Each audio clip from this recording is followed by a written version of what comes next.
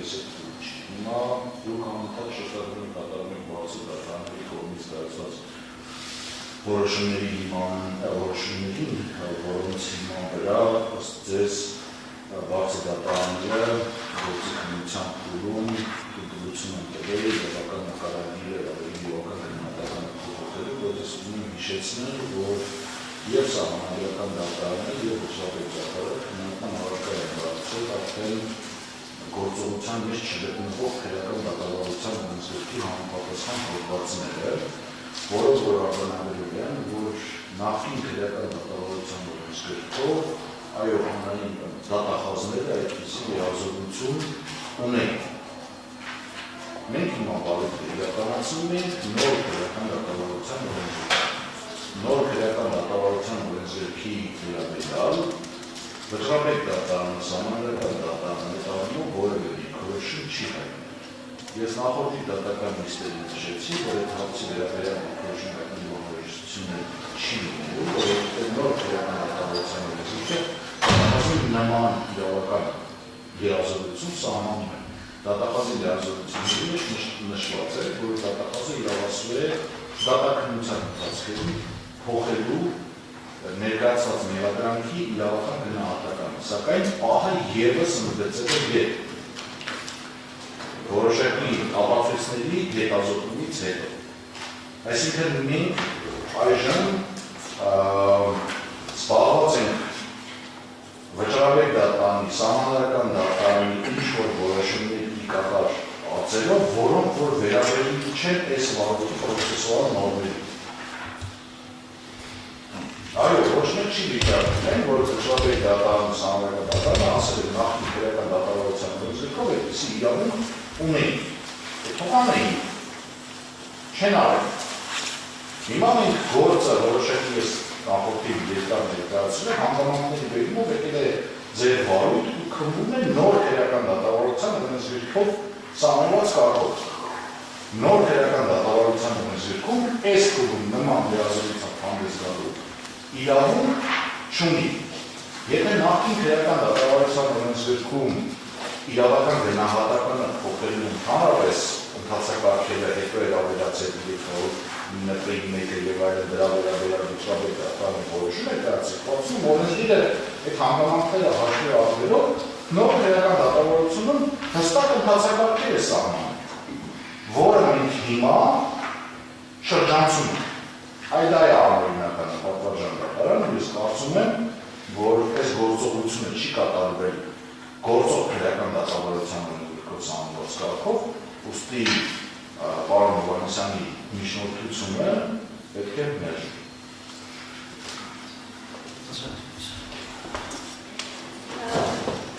Մենք ըստերության հարցերին բարձրացրել անձրակ մախելության հետ կապված, մենք նույնիսկ այդ փոփոխության հետ կապված հարցեր չէինք բարձրացրել, համաձայնվել էինք մեր գործընկերների բարձրացրած շատ հարցերի հետ, բայց դատարանի կողմից կայացված որոշումից այդպես էլ մեր համար պարզ չդարձավ, թե դատարանը որ փուլում պիտի այդ հարցը քննարկի, որովհետև հնարավոր չի, որ մեղադրանքը ըստ էության փոփոխվի, ըստ էության նոր մեղադրանք լինի, հետո նոր որոշում, որ չէին կարող նոր մեղադրանք առաջարկել։ Այ հիմա մեր մոտ ըստ էության խնդիր է առաջացել և մենք կցանկանայինք, որպեսզի դատարանը ըստ էության մեր առաջ բացահայտի, թե որ փուլում է, որ դատարանը պատրաստում է անձրակ մխելիության հարց քննարկել, որից կախված է մենք կկարողանանք արդեն ունենալ որոշակի դիրքորոշումներ, իմանալ, թե ինչ գործողություններ պիտի անենք, ինչ միջնորդություններ պիտի ներկայացնենք կամ չներկայացնենք, որ փուլում պիտի ներկայացնենք և ինչպես պետք է կարողանանք մեր մարտավարությունը ըստ էության ձևավորել և հասկանալ, թե ինչպես պետք է պաշտպանվենք։ Դրանից հետո պատվարժան դատարան մեր համար պարզ կլինի, թե մենք ինչ դիրքորոշումներ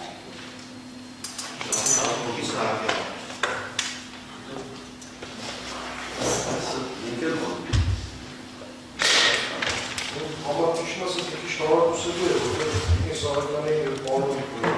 Պողոսյանի հետևից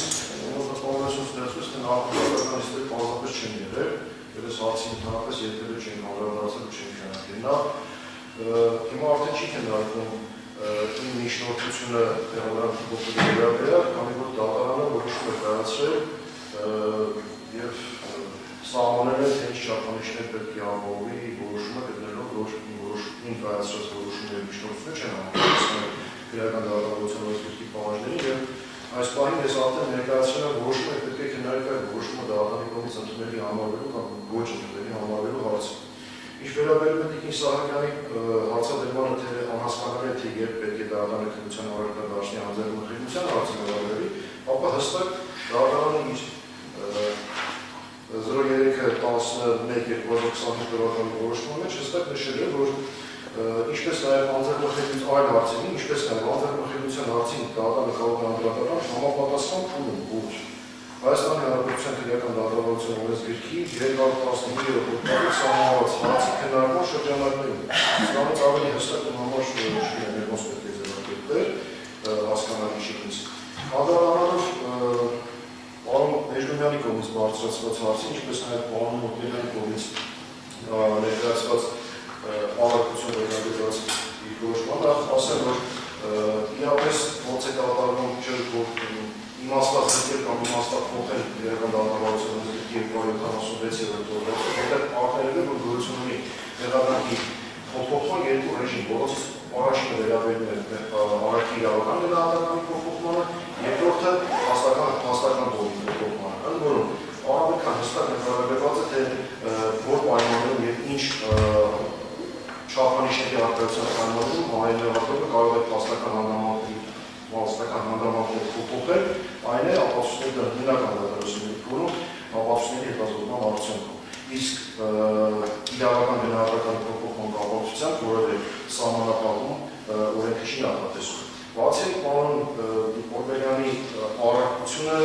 եւ այդ առարկության հիմքում դրված հաստատները հակասության մեջ են մտնում նախորդ որոշմանս,